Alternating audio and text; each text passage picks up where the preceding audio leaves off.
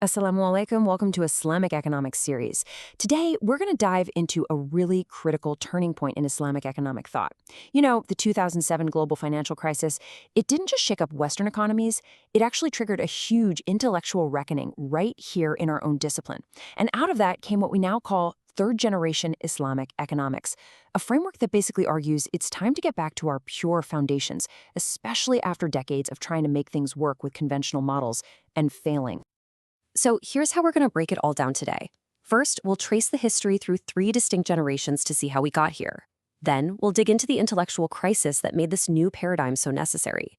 After that, we'll lay out the new definition of Islamic economics, explore its unique three-tiered methodology, and finally, get to the heart of its ultimate purpose as a transformative struggle, not just some descriptive science. All right, section 1, the three generations. You see, to really grasp why this third generation is so important, we first have to understand where it came from. This wasn't something that just appeared out of thin air. It's an evolutionary path, with each step being a response to the challenges of its time. This timeline really tells a clear story. The first generation, back in the 50s to the 70s, they were the visionaries. They were coming out of the anti-colonial struggle, looking for a truly radical alternative to both capitalism and communism.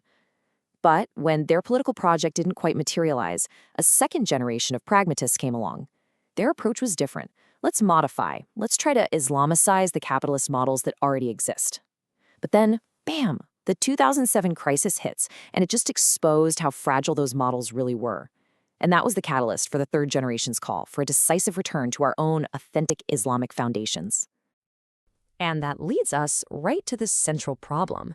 The second generation's attempt to blend these two systems wasn't just a practical failure. It created a deep, profound intellectual crisis at the very heart of Islamic economics.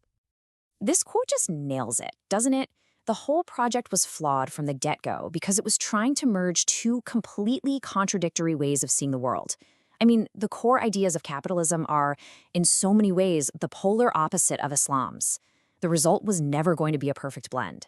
It was always going to be like mixing fire and water, an unstable, incoherent mess. And you can see here just what that foundational mistake led to. By accepting Western ideas like scarcity as a given, they had to start twisting and reinterpreting Islamic sources to make them fit. And this just led to intellectual chaos. The field completely fractured. We're talking over 20 competing definitions of what Islamic economics even is. You couldn't even get a consensus on a standard textbook. The discipline was basically at war with itself. So this massive crisis demanded a radical solution. The third generation didn't just propose another patch or a slight modification. They called for a complete teardown and a rebuild from a new, or I should say an old and authentic, foundation. And this is the redefinition they proposed. Take a close look at the language. It's all about action. It's about doing. Economics is no longer some theoretical exercise in modeling behavior. It is defined as the effort to implement Allah's commands. This completely shifts the focus of the entire discipline from just passively observing the world to actively applying guidance in every single part of our lives. This comparison really makes the paradigm shift crystal clear. The second generation, they started with Western theory and then tried to slap on some Islamic patches. But the third generation completely flips that script. The starting point is the Qur'an and Sunnah, period. We build the entire structure from our sources, and only then do we figure out how to handle modern needs in a way that's compatible.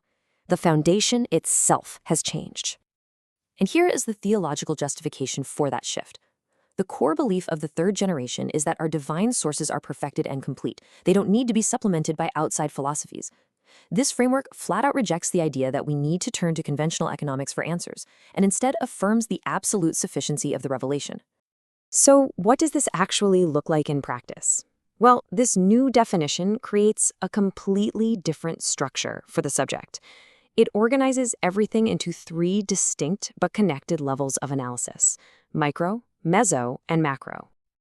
At the micro level, the change is huge. Conventional microeconomics talks about the individual as a rational utility maximizer. Basically, we just try to get as much stuff and pleasure as possible. Islamic microeconomics just throws that idea out. The focus shifts to earning through halal means, avoiding wastefulness or israf, and extravagance or tabzir, and spending in the cause of Allah. All of a sudden, consumption isn't the end goal, it's a means to an end, and that end is spiritual progress. Next, the third generation introduces this meso level, or intermediate level. This is something you just don't find in Western economics because it's so committed to methodological individualism. The meso level recognizes that we aren't just isolated atoms floating around. Islam places a massive emphasis on the family, on sila rahmi, keeping those kinship ties strong, and on the community, centered around the mosque and the rights of our neighbors. These social structures are absolutely central to economic life. And then at the macro level, the whole unit of analysis shifts. Western macroeconomics is built around the nation state, right? And nation states often have conflicting interests. Islam rejects this division of humanity. The proper level for macroeconomic thinking is the Ummah, the global Muslim community, whose mission is to serve all of humanity. So economic policy shouldn't be analyzed based on what it does for one nation, but what it does for the Ummah as a whole. And this brings us to what is maybe the most radical departure of all. It's not just about different models or different levels of analysis. We're talking about a fundamentally different purpose for the discipline of economics itself. So let's ask the question, what is the most radical methodological difference here? The answer goes way beyond just technique. It touches the very soul of the discipline. This table lays out the fundamental opposition perfectly. Conventional economics, in its effort to be a positive science, only focuses on what it can see and measure. Actions, choices, prices. It deliberately ignores unobservables like intention. Islamic economics, on the other hand, begins with the unobservable, the intention of the heart, because that's what determines an action's real value. It replaces the assumed purpose of maximizing utility, but the real purpose of worship and spiritual progress.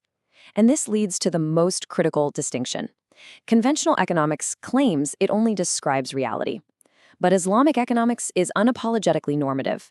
Its goal is to transform reality into what it ought to be. Because of this, Islamic economics can't be a neutral, detached science. By its very definition, it's an active struggle. As Muslims, we aren't allowed to be neutral observers of injustice. We are commanded to strive against it, both inside ourselves and in the world around us. The goal is transformation, from selfish behavior to generosity and cooperation. That is the central mission of this discipline. And this verse just encapsulates the ultimate vision. The purpose of our entire existence, including our economic life, is for Allah.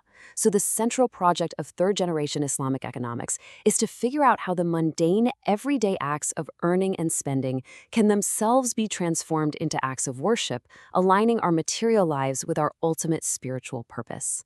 Thank you so much for joining me for this discussion. See you in the next one. Subscribe, like, and comment.